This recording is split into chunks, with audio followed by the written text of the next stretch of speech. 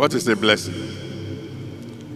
In very simple language, a blessing is a summon to all forces in heaven, on earth, even underneath the earth, must join together to see that the one who is blessed will succeed. That's the meaning of a blessing. A summon, a decree to all forces, whether in heaven, on earth, or underneath the earth, to support you, to make sure you succeed.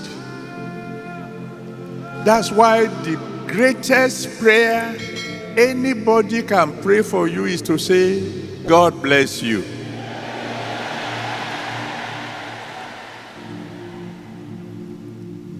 And I want to say that one for free. God bless you.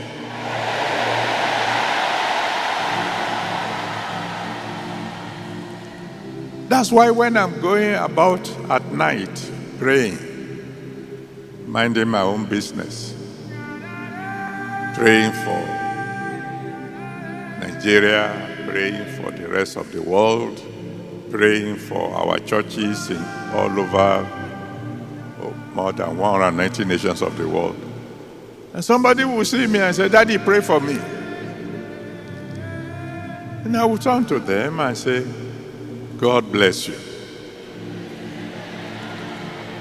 And they say, pray for me. I've already prayed the best prayer I can ever pray for you. By saying God bless you, I'm saying, let all the forces in heaven, all the forces on earth, all the forces underneath the earth cooperate with you so that you will succeed. So I'm saying to somebody right now, God bless you.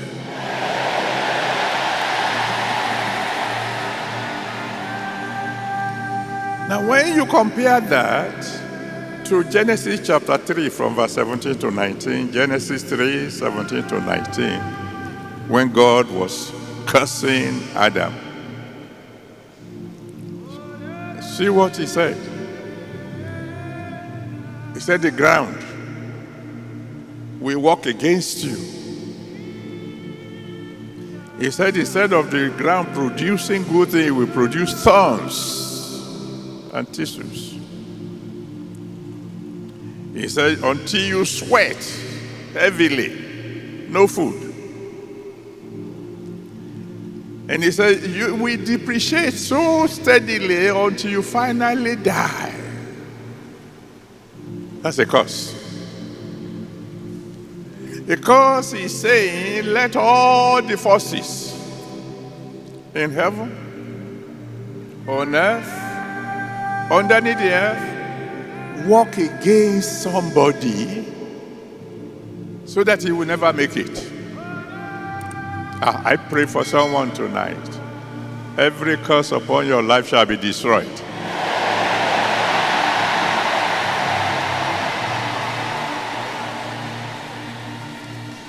So when you want to read, when you are looking for a copy or a sample of full-blown blessing, read Deuteronomy chapter 28 from verse 1 to 13. Deuteronomy 28 from verse 1 to 13. It tells you what will happen when you are blessed. It says your body will cooperate.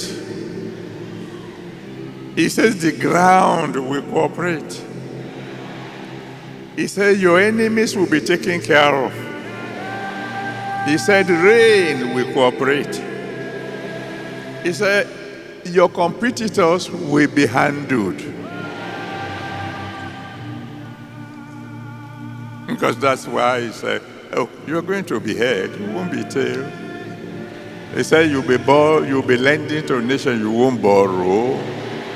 He said enemies that come against you one way will flee 7 ways.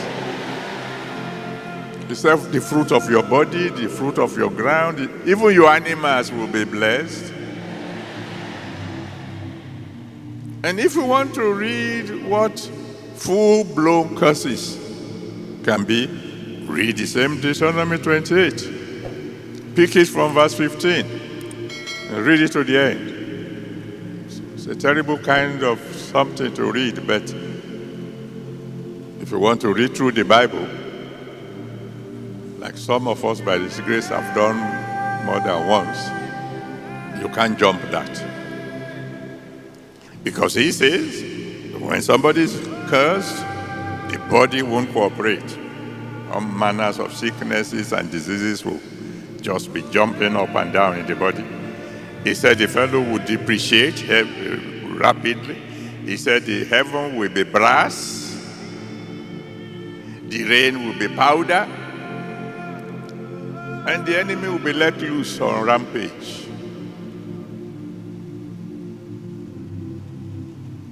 Consider Jericho. Joshua chapter 6. Well, let me take it first of all from 2 Kings chapter 2. 2 Kings chapter 2 from verse 19 to 22. They said to Elisha, the elders of Jericho, they said, hey, our sister is just looking beautiful.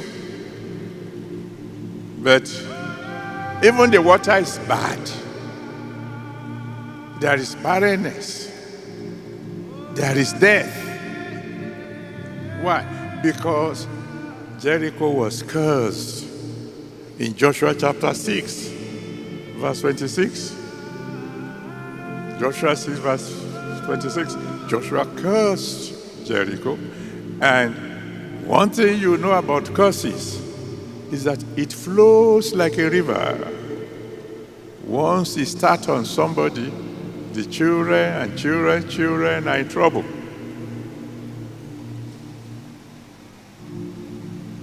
Any curse coming upon you from your forefathers, God will destroy today.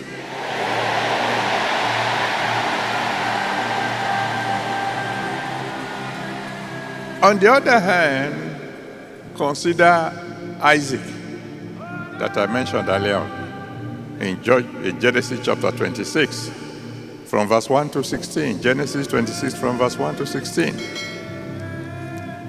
In the midst of a famine, when everything was dry, Isaac prospered so mightily, while everybody else was crying that things were hard.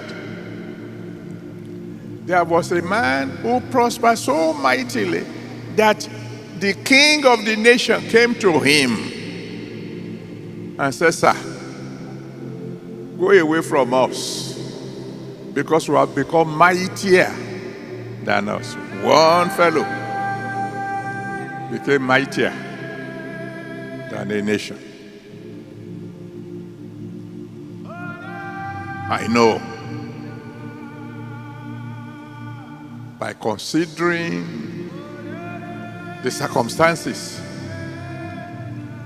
not only in Nigeria, but practically almost all over the world, by human calculations, the coming year is supposed to be a very tough year. But do you know one thing? There is somebody listening to me now. The coming year is when they are going to prosper the most.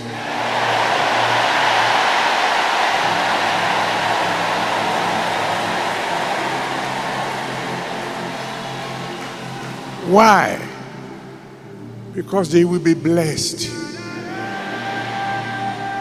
When you are blessed, while others may be suffering, you'll be blossoming. So the cursed person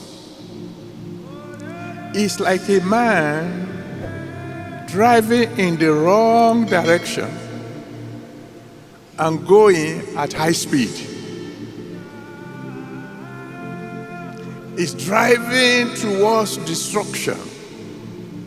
And all forces are saying, hurry up, hurry up, hurry up. Pushing him further and further.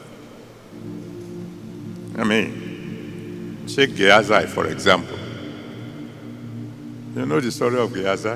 2 Kings chapter 5, from verse 20 to 27. 2 Kings 5, 20 to 27. He lied to his master, cheated, and the master turned and pronounced the curse on him.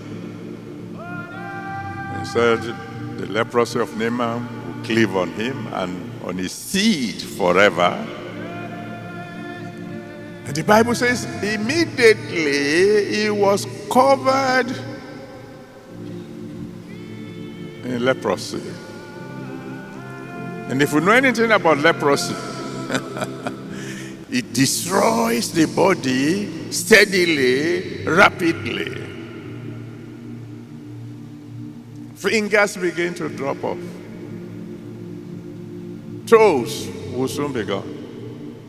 Nostrils gone. Every day, the leper goes steadily towards the grave. Whereas a blessed man will be going higher day by day as all the forces in heaven, on earth, and underneath the earth continue to support him, pushing him higher and higher. For example, Jacob. Genesis chapter 30, from verse 27 to 43. Genesis 30, 27 to 43. The Bible tells us that he just kept on increasing until he became exceedingly great. Exceedingly great. From tonight onward, in the name that's above every other name, that will be your testimony.